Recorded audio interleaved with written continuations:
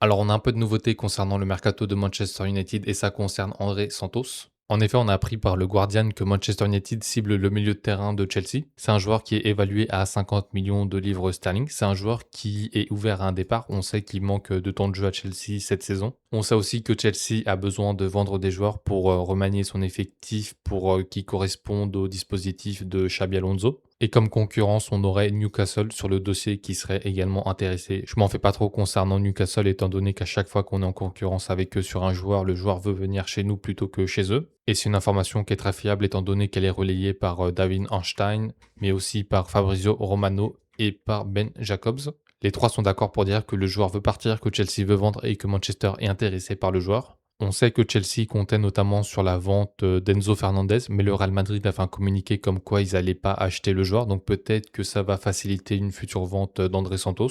On a aussi Chris Wheeler qui nous a parlé de ce dossier. Apparemment, il valide l'estimation de 50 millions de livres. Malheureusement, il dit aussi qu'il est peu probable que Manchester United soit disposé à payer une telle somme. Et là, ça commence à me titiller un peu parce que 50 millions de livres pour un joueur comme lui, c'est vraiment pas grand-chose. Il était incroyable en Ligue 1 pour ceux qui suivent le championnat. Et depuis qu'il arrive à Chelsea, il est bon. Après, il joue peu parce qu'il est en concurrence avec Caicedo et Enzo Fernandez, donc forcément, ça réduit le temps de jeu. Au niveau du style du joueur, j'ai fait des comparatifs de graphes avec Mainoo. Donc en rouge, c'est Kobe Mainoo et en vert, c'est André Santos. Et ce qu'on remarque, c'est que c'est un joueur qui est plus axé défensif que Mainoo. En effet, il a des meilleurs stats dans les interceptions, dans les duels défensifs et dans les duels aériens. En revanche, Mainoo a de bien meilleurs stats dans les courses progressives, dans les duels offensifs gagnés et dans les dribbles. Et concernant les passes, on voit qu'André Santos fait un peu plus de passes progressives. Après, c'est des passes qui sont pas forcément vers la surface, donc c'est des passes qui sont faites de plus bas sur le terrain. C'est quelque chose qu'on voit notamment avec la stat aussi des passes décisives attendues. On voit qu'il est très bas. Ça veut dire qu'il fait pas des passes très risquées. Mais sinon, on voit que c'est aussi un joueur qui est très propre. On le voit notamment avec les stats de passes réceptionnées et les stats de précision de passe. C'est quelque chose qu'il a en commun avec Mainoo. Donc en résumé, il a un style plus défensif, plus numéro 6, un peu comme Tchouaméni. Après, faut pas oublier qu'il a que 22 ans et qu'il sort d'une saison assez courte. En effet, il a joué que 1422 minutes alors que Mainoo, il a joué 1900 minutes alors qu'il a fait qu'une demi-saison. Donc on peut penser qu'avec une saison entière et avec des repères, il aurait de meilleures stats. Donc pour moi, il n'y a rien d'alarmant dans les stats. Au niveau de la valeur du joueur, c'est un joueur qui est évalué à 40 millions d'euros, sachant qu'il a un contrat jusqu'en 2030. On sait que les contrats avec Chelsea, ils vont toujours très loin dans le temps. On sait aussi que la somme des transferts des joueurs, c'est rarement équivalent à la valeur réelle qu'ils ont. Par exemple, Matheus Fernandes, il avait une valeur de 50 millions d'euros et il est parti pour 100 millions d'euros, donc il a fait du x2 en fait. Mais je pense que c'est possible de l'avoir entre 50 et 65 millions d'euros avec des bonus. Ce serait quelque chose de plutôt juste, je pense. Donc voilà pour le dossier André Santos. Après, ne soyez pas trop impatients. On sait que c'est très très très long les négociations avec Manchester. De toute façon, je vous tiendrai au courant si jamais il y a des avancées. Ensuite, on a une information concernant le mercato qui m'a fait un peu rire jaune. En effet, ça nous vient de Ty Marshall. Il dit que, alors que les réseaux sociaux s'enflamment de colère, le calme règne à Carrington. Ça, c'est vraiment quelque chose qui me rend fou. Je sais pas comment tu peux être calme alors que tu as perdu toutes tes cibles prioritaires. Elliot Henderson, tu l'as pas eu. Tonali, tu l'as pas eu. Matheus Fernandes, tu l'as pas eu. Je sais pas ce qu'il leur faut pour être un peu moins calme et passer un peu plus à l'action. Je commence à avoir de plus en plus peur qu'on fasse un peu comme Anthony en 2022 pour ceux qui se souviennent. On l'avait recruté à presque 100 millions d'euros, ce qui valait 3 fois son prix à l'époque. Tout ça parce qu'on n'avait rien fait à l'époque pendant le reste du mercato. Donc pour l'instant, ça prend à peu près la même route, sachant qu'on a encore au moins 2 milieux de terrain à faire, plus des joueurs côté gauche, plus le deuxième gardien. Et je rajoute que le gros défaut du club, c'est son incapacité à gérer plusieurs pistes en même temps. C'est-à-dire qu'on va faire un milieu de terrain, ça va nous prendre un mois peut-être.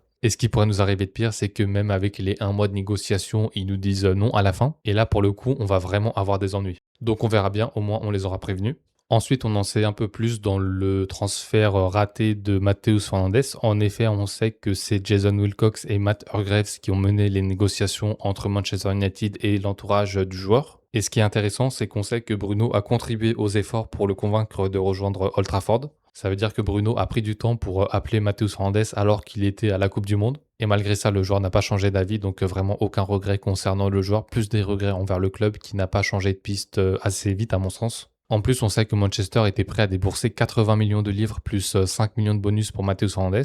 Je vous rappelle que c'était ce que demandait West Ham lors des premières négociations qu'on avait eues avec eux. C'était du temps où on était tout seul sur le dossier. C'est-à-dire que si on leur avait fait cette offre dès le premier jour, on l'aurait eu puis on aurait économisé un mois de négociation. Parce qu'à l'époque, on était tout seul sur le dossier. Il n'y avait pas Tottenham. Il y avait Paris et le Real Madrid, mais ils étaient quand même bien plus loin que nous dans les négociations. Donc c'est sur des choses comme ça que tu as l'air un peu con. Ensuite, concernant le mercato des milieux de terrain, on est intéressé par Félix Nmecha. On a effectué des vérifications, super, rien de nouveau. Concernant Tchouaméni, apparemment un transfert reste improbable. Même Manchester serait intéressé si jamais le joueur était disponible. Donc encore une fois, c'est un dossier où on est passif. On n'est jamais proactif sur un dossier de toute façon. Concernant Alex Scott, Barnous ne veut vraiment pas le vendre, sachant qu'ils ont encore 2 ans de contrat. Donc même s'ils le vendent pas cet été, ils pourront le vendre l'été prochain. C'est une information qui a été relayée par plusieurs sources, dont Ben Jacobs. Donc à mon avis, on peut oublier. En plus, c'est pas un profil qui est complémentaire avec Menu, donc moi je le prendrais même pas. Ensuite, Manchester s'intéresse depuis longtemps à Joan Manzambi. Donc c'est super, il fait partie des 300 joueurs qu'on cible. Et évidemment, on attend qu'il explose et que tous les clubs soient dessus pour pouvoir avancer sur lui, comme d'hab.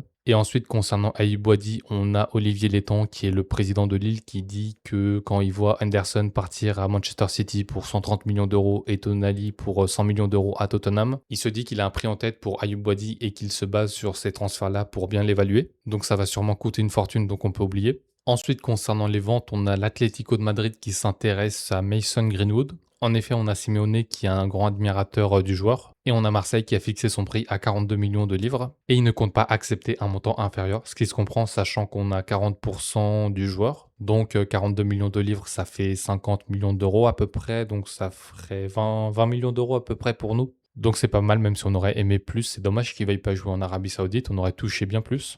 Voilà pour les informations du jour, à demain.